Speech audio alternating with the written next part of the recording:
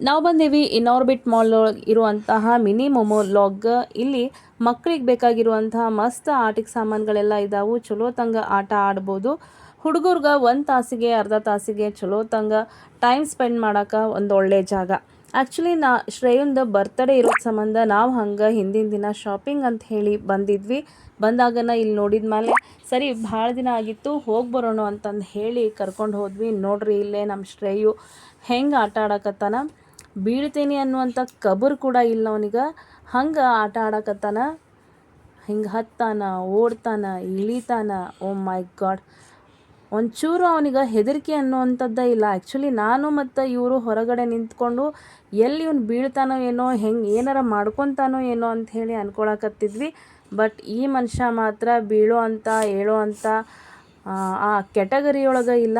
ಏನು ನೋವು ಏನು ಹರ್ಟ್ ಆಗ್ತತಿ ಅನ್ನುವಂಥದ್ದು ಕೂಡ ಯೋಚನೆ ಮಾಡೋದಿಲ್ಲ. ಹಿಂಗೆ ಮಸ್ತ್ ಆಟ ಆಡ್ತಾನೆ.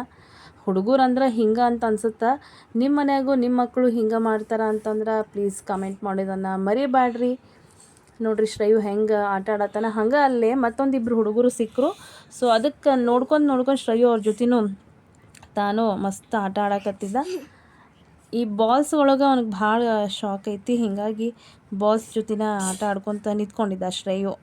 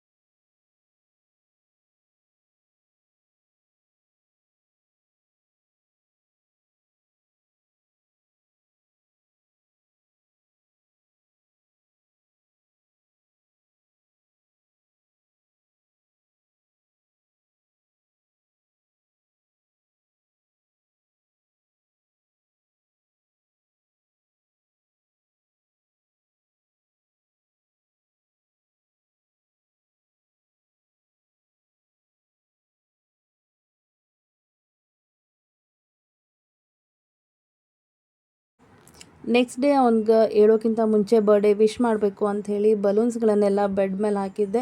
ಬಟ್ ನನ್ನ ಬರ್ಡೇ ವಿಶ್ ಫ್ಲಾಪ್ ಆಗಿ ಹೋಗ್ಬಿಡ್ತು. ಯಾಕಂತಂದ್ರೆ ಅವ್ನು ಎದ್ದು ಕಣ್ಣು ತಕ್ಕೊಂಡು ಆಟ ಆಡ್ಕೊಂಡು ಕೂತ್ಕೊಂಡಿದ್ದ. ಅಲ್ಲೇ ಡ್ರಾಮಾ ಮಾಡಾಕತ್ತಿದ್ದ ಮಲ್ಕೊಂಡೇನಿ ಅಂತಂದು ಹೇಳಿ.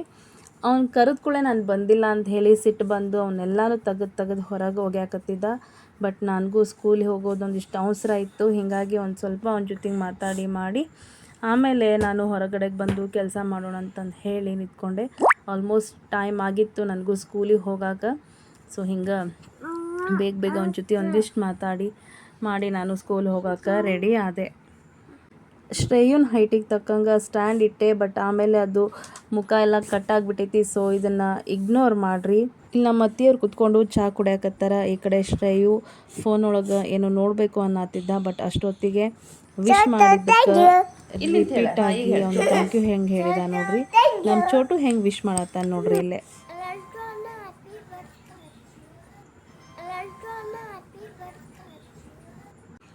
ಮತ್ತು ನಾನು ಸಂಜೆಯಿಂದ ಈ ವ್ಲಾಗ್ನ ಕಂಟಿನ್ಯೂ ಮಾಡಾಕತ್ತೇವಿ. ಶ್ರೇಯನ್ ಬರ್ಡೇನ ಗ್ರ್ಯಾಂಡಾಗಿ ಅಲ್ಲ, ಭಾಳ ಸಿಂಪಲ್ಲಾಗಿನ ಬರ್ಡೇ ಸೆಲೆಬ್ರೇಷನನ್ನು ಮಾಡಿದ್ವಿ. ಲಾಸ್ಟ್ ಇಯರ್ ತಂದಿರೋವಂಥ ಈ ಬರ್ಡೇ ಇದೇನೋ ಲೈನ್ ಅನ್ನೋದಿತ್ತು, ಇದನ್ನು ಕೂಡ ಹಾಕಿದ್ವಿ. ಹಂಗೆ ಚೇರನ್ನು ಇಟ್ಟು ಅದ್ರ ಮೇಲೆ ಒಂದು ಶಾಲ್ ಹಾಕಿ ಇಲ್ಲೇ ಕುಂದಿರ್ಸೋದು ಅಂತಂದು ಹೇಳಿ ಡಿಸೈಡ್ ಮಾಡ್ಕೊಂಡ್ವಿ. ಆ್ಯಕ್ಚುಲಿ ಪ್ರೀ ಪ್ಲ್ಯಾನ್ ಏನೂ ಇರಲಿಲ್ಲ. ಹಂಗೆ ಸಡನ್ನಾಗಿ ಈ ರೀತಿ ಬರ್ಡೇ ಸೆಲೆಬ್ರೇಷನ್ ಮಾಡೋದು ಅಂಥೇಳಿ ಡಿಸೈಡ್ ಆಗಿತ್ತು. ಪ್ರೀ ಪ್ಲ್ಯಾನ್ ಆಗಿದ್ರೆ ನಾ ಸ್ಕೂಲಿಗೂ ಹೋಗ್ತಿರ್ಲಿಲ್ಲ.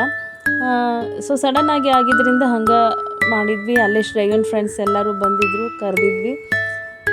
ನೋಡ್ರಿ ಓಣಿಯೊಳಗೆ ಎಷ್ಟು ಜನ ಅದಾರ ಶ್ರೇಯನ್ ಫ್ರೆಂಡ್ಸ್ನ. ಎಲ್ಲರನ್ನೂ ಹೋಗಿ ಅವನ್ನ ಖುದ್ದಾಗಿ ಹೋಗಿ ಕರ್ಕೊಂಡು ಬಂದಾನ. ಅವ್ರ ಜೊತೆ ತಾನು ಹೆಂಗೆ ಕುತ್ಕೊಂಡ ನೋಡ್ರಿ.